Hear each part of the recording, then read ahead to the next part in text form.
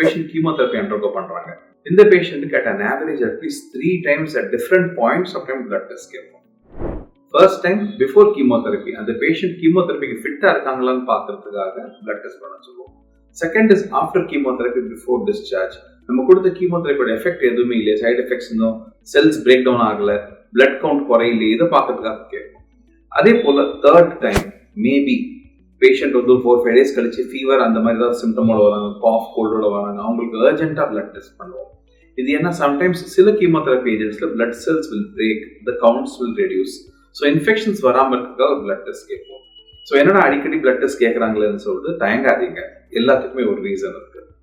Next thing we do is ஒரு 3 to 4 cycles of chemotherapy கொடுத்த பிறகு சர்டன் டியூமர்ஸ்ல அந்த டியூமரோட ரெஸ்பான்ஸ் எப்படி இருக்குன்னு பார்க்கறதுக்காக சில டியூமர் மார்க்கர்ஸை நம்ம செக் பண்ணுவோம்.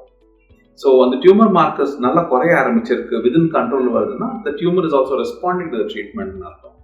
So these are the reasons why we ask the patients to do blood tests frequently. நிறைய பேஷண்ட்ஸ் கேட்பாங்க, சார் டாக்டர் 3 days முன்னாடி தான் நான் பிளட் டெஸ்ட் பண்ண திரும்ப பண்ணணுமான்னு சொல்லிட்டு. ஸோ இந்த மாதிரி times we call them the critical times. So இந்த மாதிரி டைம்ஸ்ல வந்து ஈவன் ஒரு 2 days கேப்ல கூட results will change. It's for the betterment of the patient. So இந்த மாதிரி வந்து யோசிக்காதீங்க, discuss with your doctor because everything in oncology has a reason.